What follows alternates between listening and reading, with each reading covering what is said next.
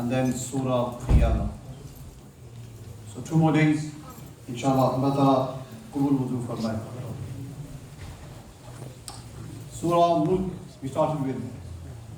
Surah Mulk, Allahu Akbar. One of the favorite surahs of the Messenger Sallallahu Alaihi Wasallam. And the virtue of Surah Mulk, which we all know, it always serves as a good, powerful reminder. The Messenger ﷺ described that individual who has a routine of reciting Surah Mulk every night before going to bed. Anytime after Maghrib, Salah, ulama described, after Maghrib, sunset in the dark hours, and before going to sleep, you recite this, inshallah. Allah Rabbul Alameen, through your love for this surah will come to protect you in your grave from any form of punishment, inshallah. So make this your routine as well. I've given you many wazifas in this month to learn, memorize and recite. That's all you have to do. It's not difficult. You're not asking for hours and hours of recitations. Learn your surah, last few ayat of Surah Tawbah, know your last few ayat of Surah Hashr, know your Surah Mulk, learn your Surah Yasin, and this is it.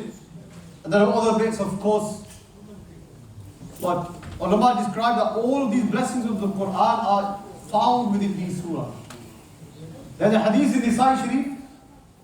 The companions were traveling and they set up a tent so they could rest for the night. As it became darker and darker and towards midnight, they started hearing the recitation of Surah Mulk coming from below the ground where they had erected their tent.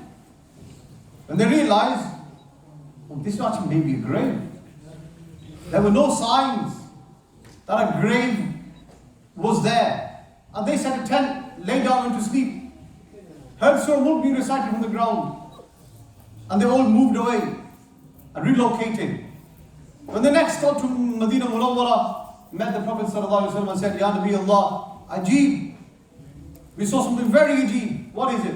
Surah Mulk was being recited from the grave. Nabi ﷺ said, because that individual loved Surah Mulk, recited it every night, Allah Rabbul Alameen has now appointed an angel who in his grave recites Surah Mulk every evening for him. What does that tell us? Any good deeds, especially optional ibadat, nafal ibadat, that you perform and you become habitual with that routine. Many years, 10s and 20 odd years you do that. And then your time of death arrives. Angel of death takes your soul. Hadith describes that because you had the routine of that good deed, Allah Rabbul Alameen does not want that deed to stop any longer. Death is not there to stop your deeds. In fact, Allah Rabbul Alameen creates an angel that continues to perform that reward on your behalf till the day of judgment. Because you established a routine, Allah will not let that routine to break. The angel will continue that routine. Optional ibadat in the form of what? Your love for the Quran. Maybe nawafil. Maybe a Monday or a Thursday fast. Maybe in the form of some charity. May it just be sitting with your local imam or your alim, your local alim, to sit with him and learn from him, be with him. That was your optional time, effort that you could give to the deen by spending a bit of time. May that be a weekly dhikr or a weekly bayan or something. Anything beyond the fara'id. Allah Rabbul Alameen will continue that reward till the day of judgment. Now you ask yourself, I ask myself, how many of those chains of rewards do I want to trigger? 1, 2, 3, 4, you name it. How many rewards do you want to continue after you die as well? The answer you will be able to give for yourself. That is Surah Mulk. In Surah Mulk, my favorite part of the surah, Allah Rabbul Alameen describes, إِنَّ الَّذِينَ يَخْشَوْنَ رَبَّهُمْ بِالْغَيْبِ. Those people that fear Allah Rabbul Alameen, لَهُمْ مَغْفِرَةٌ. For them people is forgiveness. Those who fear Allah. We talked about وَلِمَنْ خَافَ مَقَامَ رَبِّهِ جَنَّتَانِ the other day, that you left a sin because you became mindful of the fact that Allah is watching me. I can't commit this sin because my Rabb is with me. And because of that feeling, not because a parent may know, or a sibling, or your spouse may find out that you've done that sin. No, none of those reasons. Only because Allah is watching and you left that sin. Look at this ayah. إِنَّ الَّذِينَ يَخْشَوْنَ رَبَّهُمْ بِالْغَيْبِ. Those that fear their Lord in the unseen, in the ghaib. لَهُمْ مَغْفِرَةٌ. For them there is maghfirah. وَأَجْرٌ كَبِيرٌ. And a huge reward. Kabir. How big can that reward be which Allah calls it to be a big reward? You get a reward for everything. But when Allah says that's a big reward, I'm sure it's something really big. Allahu Akbar. وَأَسِرُّوا قَوْلَكُمْ وَاجْهَرُوا بِهِ. Allah says, whether you hide what you say, أَوْ وَاجْهَرُوا بِهِ, or you express your thoughts, إِنَّهُ عَلِيمٌ بِذَاتِ الصُّدُورِ. He knows even of the intentions that spring in your heart. There's nothing you can hide from Allah Rabbul Alameen. Who are you trying to hide from? What is there to hide? So when there's nothing to hide from Allah, ulama describe when you come to making dua, you should never shy away from confessing to Allah that, Ya Rabb, I have done such a wrong. Because there's nothing to hide, is there? Chupana kya hai apne Rabb se? Innahu alimun bidati sudur. Let alone the bad or good you've done. See the angels, kiraman katibina ya'lamuna ma taf'alun. They're writing everything you're doing. But they don't write the intentions you make.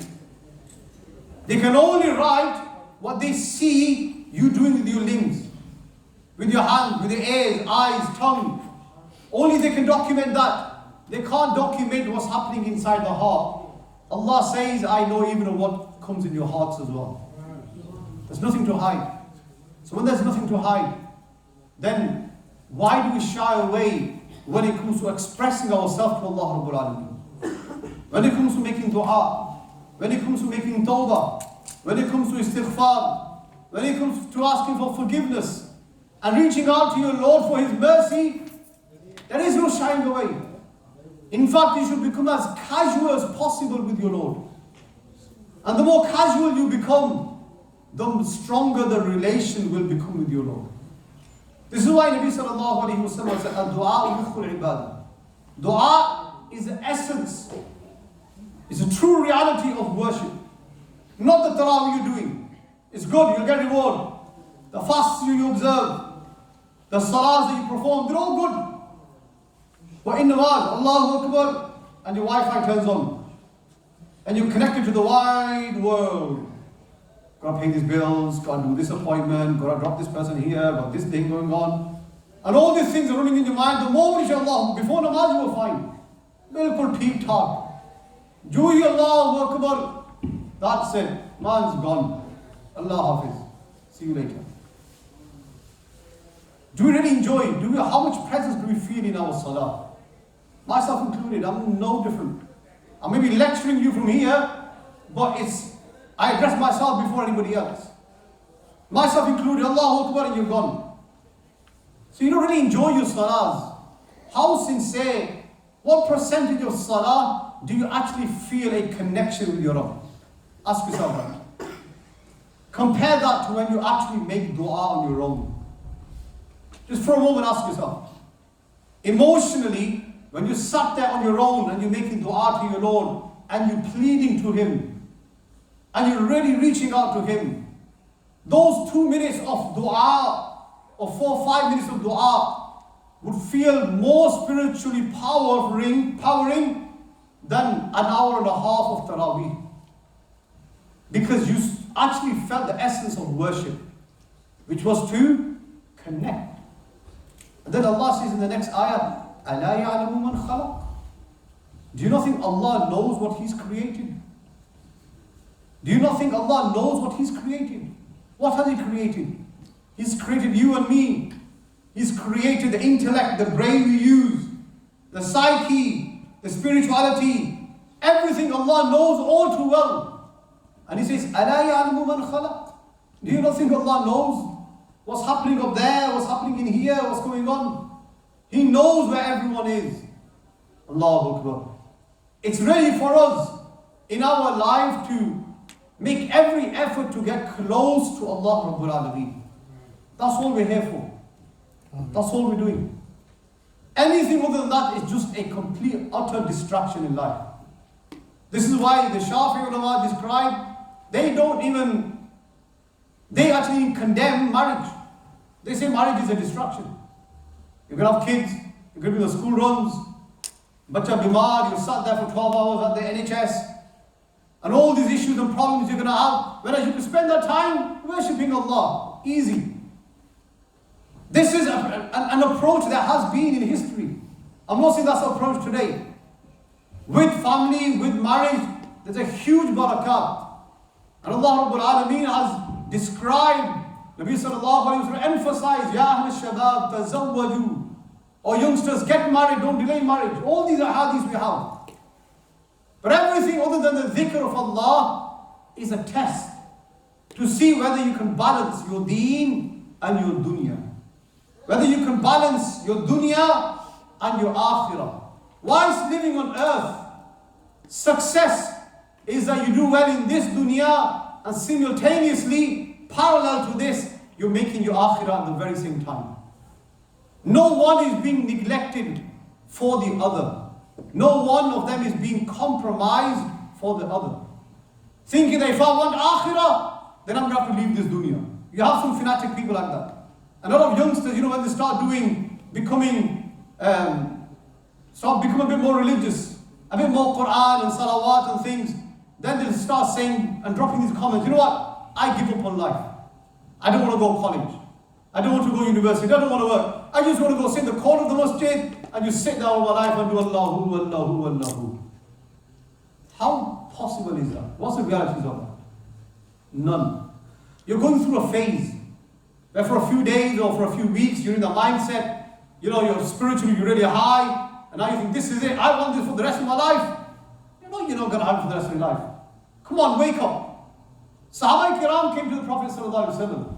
You can't get better than the Sahaba, can you? They came to the Prophet ﷺ. Ya Nabi Allah, when we sat with you, we feel like we're in paradise. But as soon as we leave and we go to our homes, we don't feel that spiritual vibe anymore. Why can it not be that we continue that level of spirituality even when we go home? Nabi ﷺ said if that was to happen, you'll be able to see angels with your naked eyes. But it's not going to happen. So we really need to balance our life between deen and dunya. And I repeat my comment, no one of them should be compromised for the other. That is success. So on the contrary, what is loss then? Loss is that in order to make your dunya, you now neglect your akhirah. Now you're missing your salah. You're missing your Quran. There's no time for salawat in your life. There's no dhikr of Allah.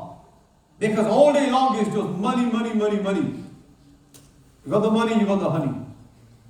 Reality is you're going to get no honey. The honey is in the akhirah. You're only going to get money, and this money we discussed earlier, before, it's all going to be left here. Your children are going to fight and kill each other over that money. You're going to get nothing at all.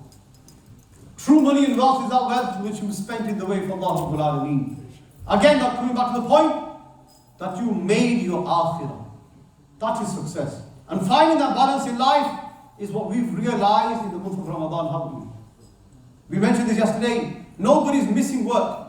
Nobody's missing school, college or anything. But you're still doing your daily prayers, you're doing your Quran and salawat and Taraveeh and everything, aren't you? Ramadan is a reminder you can balance the two, the deen and dunya.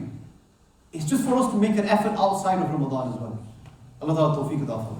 Ameen Allahumma salli wa sallim wa barik alayhi wa ala alihi wa sahbihi wa barik wa sallim.